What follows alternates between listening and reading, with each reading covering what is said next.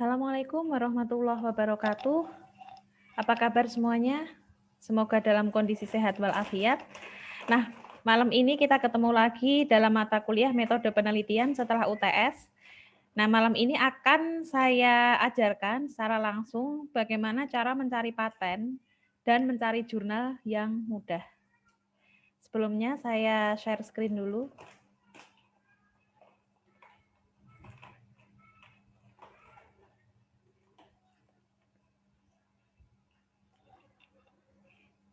Oke, nah minggu kemarin saya sudah menjelaskan atau mengasih slide tentang link-link yang bisa kalian temukan ketika kalian mencari sumber-sumber ilmiah. Ada yang link e-book teknik kimia, itu bisa Anda download satu-satu, kemudian bagaimana cara mencari dokumen SNI dan sebagainya. Nah, hari ini saya akan mulai dengan cara mencari paten. Nah, ini yang saya buka. Yang pertama situs pat.ft.uspto.gov. Jadi Anda bisa temukan alamatnya ini di slide yang saya kasih sebelumnya. Ini adalah cara mencari US paten. Biasanya kalau kalian anak teknik kimia membuat perancangan pabrik, misalkan kalian harus mencari paten reaktor atau apa. Nah, itu klik aja itu alamat ini, kemudian klik di Advanced Search. Klik Advanced Search. Ya, kita tunggu. Nah, terus kemudian Anda klik di search-nya. Anda mau mencari tentang apa? Tentang paten apa? Seperti itu.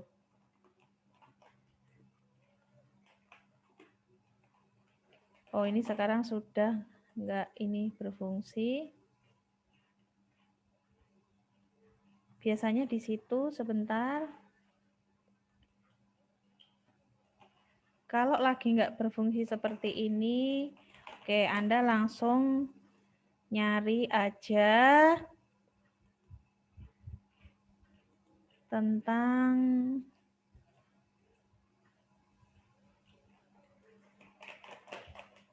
oke, langsung coba Anda kemudian klik misalkan tentang reaktor. Anda cari, klik aja di bagian sini query atau help, klik reaktor, kemudian search. Klik tahunnya, saya dari tahun awal ya, tahun 76 sampai sekarang. Kemudian kita klik, nah langsung di sini Anda bisa lihat di slide saya beberapa nomor paten yang terkait dengan kata kunci reaktor.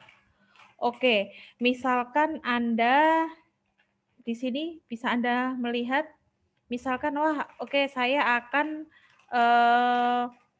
apa namanya, ingin mengetahui tentang alat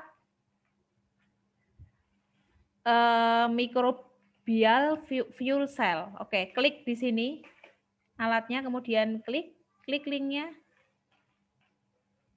di US patennya, banyak sekali. Nanti misalkan Anda evaporator, klik aja evaporator. Nah, ini ada abstraknya. Ini abstrak tentang penemuan paten tersebut. Kalau misalkan Anda cuma butuhnya sedikit, Anda cukup membaca abstrak saja. Kalau memang misalkan Anda butuh penjelasan, ini tentang apa dan sebagainya. Nah, itu Anda baca lagi, ada beberapa klaimnya, baca lagi bawahnya, deskripsinya, nih lihat, bisa lihat di layar saya, deskripsinya banyak sekali. Terus kemudian,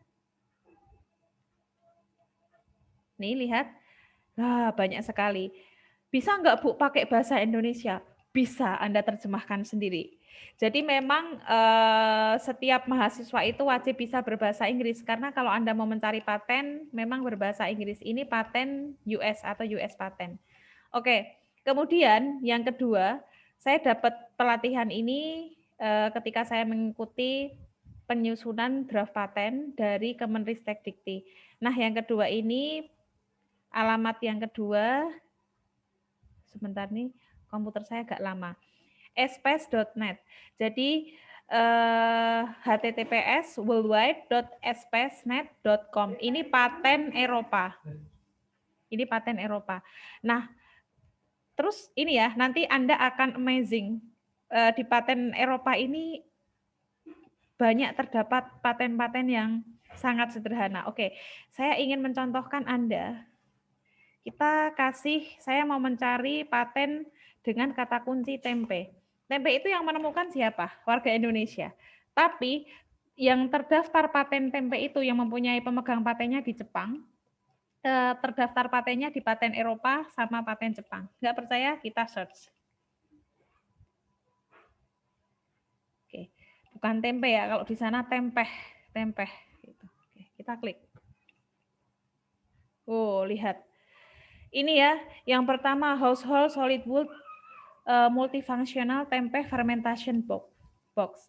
Jadi dia bagaimana membuat alat rumah tangga multifungsional untuk fermentasi tempe. Terus kemudian yang nomor 3 ini memproses tempe menggunakan saus apa ini? Saus bawang putih dan cabai. Terus processing method of homemade water tempe. Jadi bagaimana memproses tempe secara homemade. Ternyata yang memegang paten Eropa, lihat di sini ya. Pemegangnya rata-rata orang Cina dan Jepang. Oke, kita lihat salah satu. Bagaimana memproses tempe dengan ini tadi saus bawang putih dan cabai. Kita klik. Oke, banyak sekali paten tentang tempe. Nah, di sini ya, ini lihat di layar saya, ini nomornya, terus kemudian ini adalah yang sedikit ini penjelasan tentang atau abstrak tentang patennya. Bisa nggak Bu, ini misalkan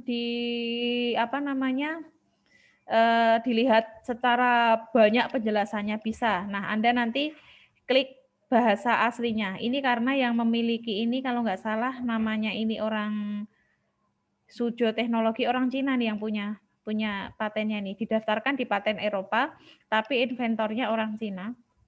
Nanti dia akan keluar di dalam bahasa Cina. Seperti itu.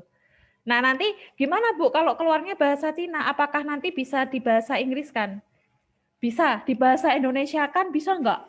Anda yang membahasa Indonesia kan sendiri. Nah, jadi nanti diklik bahasa aslinya ada. Nanti akan saya ajari cara menggunakan atau mengubah deskripsi paten yang dari bahasa Cina atau menggunakan huruf kanji atau huruf kanji Jepang terus diubah ke bahasa Inggris. Nah, ini salah satu contoh tempe tadi. Kemudian ini masuknya di paten Eropa. Banyak sekali ya penemuan ataupun paten terkait dengan tempe. Kalau Anda klik lagi nih ya, di yang bawah itu ada berapa ini? Ada 135 paten terdaftar di Eropa tentang tempe. Apa Anda nggak malu, kita orang Indonesia, kita yang menemukan tempe, kita sehari-hari makan tempe, tetapi yang mempunyai hak paten orang Cina dan orang Jepang didaftarkan di paten Eropa. Seperti itu. Jadi kalian jangan bilang, tempe makanannya orang desa. Justru tempe itu makanannya negara maju. Kita harus bangga dengan tempe itu. Nah, ini bahkan ya nomor 23 ini ya, tempe milk powder. Jadi tepung dari tempe susu itu masuk paten. Gitu. Banyak paten tentang tempe. Nah, ini paten Eropa. Terus kemudian ada lagi, aduh saya harus menggeser ini sebentar. Biar ini. Ada lagi paten Jepang. www.jplatpatinpit.go.jp. Nah, ini kalian temukan juga di penjelasan slide saya, ada alamatnya di slide saya. Ini tentang paten Jepang. Lihat, ini situs aslinya, bahasanya kayak gini, tulisannya huruf kanji, tapi di sini ada pilihan ya, ada pilihan bahasa bahasa Inggris, maaf. Ada pilihan bahasa Inggris di sini, diklik paling atas sebentar. Nah, ini nanti kalau Anda klik Japanese ya pakai bahasa Jepang, nanti ada klik English pakai bahasa Inggris. Nah, ini contohnya salah satunya, ini saya tadi juga search kata tempe, itu ada di bahasa Jepangnya. Nih, yang keluar kayak gini semua, coba. Nih, huruf kanji semua. Nah, gimana Bu caranya kita mengetahui? Ini lihat halaman awal sampai next page-nya, kita klik next page, itu di paten Jepang itu memakai huruf kanji semua. Ini kalian bisa lihat di layar saya. Nah, bagaimana kita mengetahui penemuan itu? Ada caranya. Nah, Anda klik manfaatkan Google Paten. Alamatnya ini atas https patents.google.com. Kemudian di sini tadi kan setelah Anda ngeklik yang paten Jepang tadi ada nomornya. Ini nomornya di sini. Nah, nomor yang ini kemudian Anda klik, Anda copy. Kemudian Anda paste ke situs Google patents.google.com. Anda klik nomornya. Klik, kemudian Anda klik search. Nah, keluar abstraknya bukan dalam bahasa Jepang, tapi dalam bahasa Inggris nih abstraknya. Nah, ternyata di sini ini patennya tentang membuat hair tonic dari tempe. Wow, makhluk elit sekali tempe ini. Oke, di sini dijelaskan bagaimana membuat hair tonic yang bagus dengan memanfaatkan fermentasi tempe sebagai anti ketombe. Nah, ini abstraknya. Terus kemudian apa namanya? Ini udah disitasi banyak banget ya. Udah disitasi banyak banget. Klaim-klaimnya juga Anda bisa lihat di sini. Ya. Di nomor ini. Kemudian preparasinya bagaimana? Caranya bagaimana? Nah, ini link-linknya bisa Anda lihat di sini. Nah, kayak komposisi, terus kemudian paten-paten sebelumnya, sebelum ini ada semua. Ada di sini penjelasannya. Jadi caranya seperti itu. Ini kalau paten searching. Nah, kemudian setelah tadi kita mengetahui bagaimana cara mencari US paten di Amerika, paten Eropa, kemudian paten Jepang maupun Cina itu sama. Jadi kalau memakai bahasa huruf kanji yang sangat asing bagi kita, itu kita nanti memanfaatkan teknologi patents.google.com. Nah, yang terakhir bagaimana kalau kita ingin mencari paten di Indonesia? Ada alamatnya. Kalau paten di Indonesia alamatnya ini PDKI tanda hubung indonesia.djip.go.id. Jadi pangkalan data hak kekayaan intelektual. Ini kita mau mencari paten. Jadi HKI, hak kekayaan intelektual itu macam-macam. Ada paten, ada merek, ada hak cipta, ada desain industri, ada indikasi geografis. Nah, ini misalkan paten. Nah, oke, misalkan paten, saya mau searching. Misalkan paten sensor saya. Nano partikel emas. Kalian search di sini. Nah, ini tentang banyak nih, bentar, kurang spesifik. Untuk deteksi logam kromium.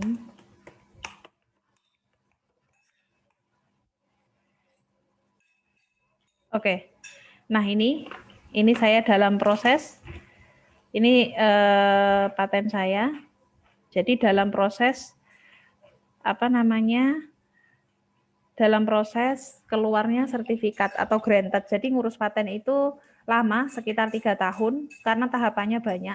Nah, nunggu sertifikatnya itu juga lama, seperti itu. Ini kita bisa lihat di sini, ini abstrak paten yang saya ajukan. Kemudian ini pemegang patennya, karena waktu itu saya lagi S3 di UGM, jadi pemegang patennya LPPM UGM. Ini inventornya saya, dan kedua pembimbing saya, seperti itu. Ini caranya paten searching. Nah, oke, selanjutnya kita akan membahas tentang, Bu, bagaimana Bu, kampus kita kan tidak langganan jurnal. Sementara kalau kita mau mencari jurnal, itu kita harus membayar dalam bentuk dolar. Bagaimana kita bisa mendapatkan jurnal secara gratis? Itu juga ada caranya. Misalkan Anda pengen mencari jurnal tentang yang lagi marak sekarang, misalkan tentang COVID-19. Oke, kita lihat. Anda pengen mencari di jurnal yang bagus, Elsevier, misalkan. COVID-19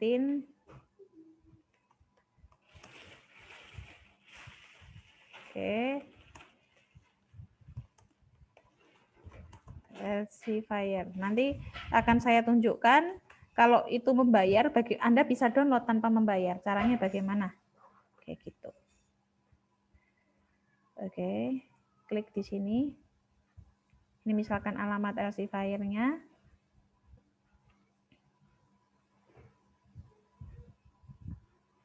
Ini bukan jurnal ya. Jadi Anda misalkan ngeklik mau penasaran dengan vaksin misalkan. Aduh, ini kenapa jadi miring? Sebentar. Saya ulangi lagi dari awal. Vaksin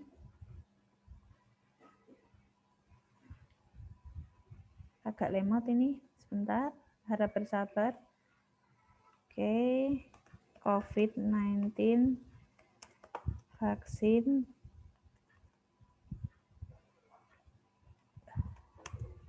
jurnal artikel.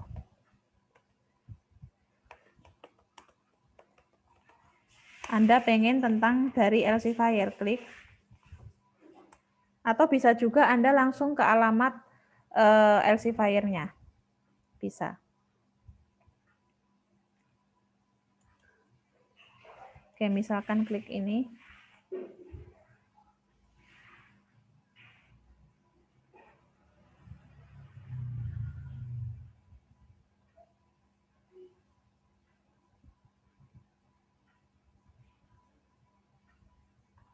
Oke, ini biasanya ada yang gratis dan ada yang berbayar. Kita lihat dulu.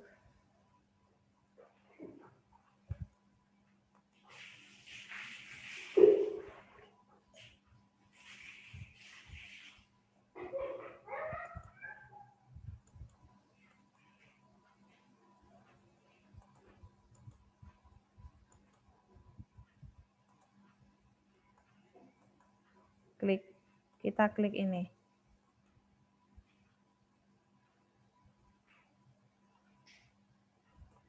Oh, ternyata nggak bisa. Kalau seperti itu berarti biasanya membayar. Nah, ini ada caranya. Kalian klik situs Sci-Hub. Sci-Hub. Terus sebentar. Sci-Hub.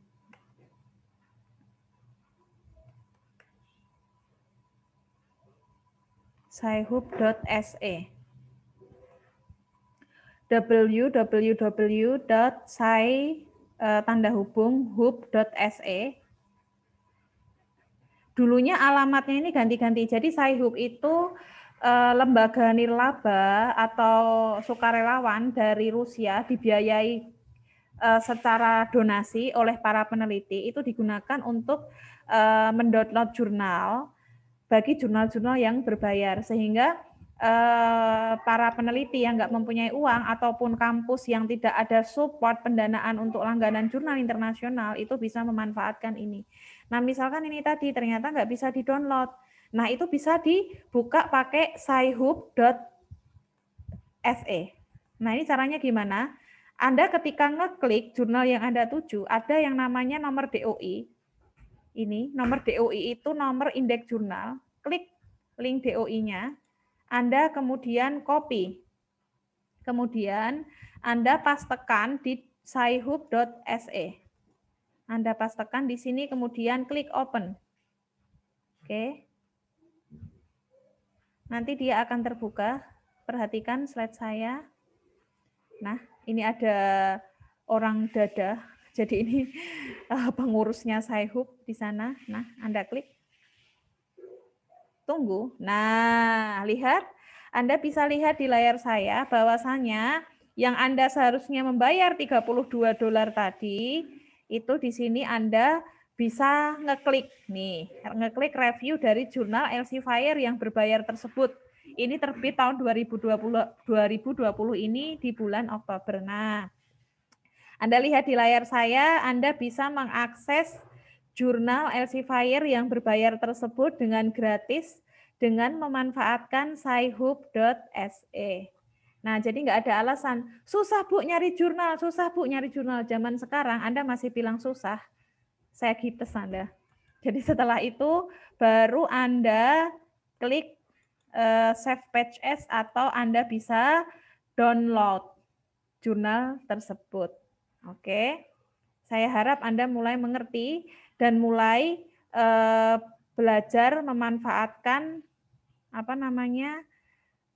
jurnal atau memanfaatkan fasilitas-fasilitas zaman sekarang. Nah, ini baru nanti Anda klik Anda simpan atau Anda klik download-nya. Di sini ada. Biasanya di paling atas. Nah, seperti itu. Demikian penjelasan saya bagaimana cara mencari paten, kemudian cara mencari jurnal. Semoga Anda bisa memahaminya. Insya Allah minggu depan akan saya ajarkan bagaimana memanajemen daftar pustaka sehingga Anda tidak ketinggalan. Jadi mau daftar pustaka 200 jurnal, 150 jurnal itu bisa memakai manajemen sistem Mendeley. Demikian dari saya. Mohon maaf atas segala kekurangan. Wassalamualaikum warahmatullahi wabarakatuh.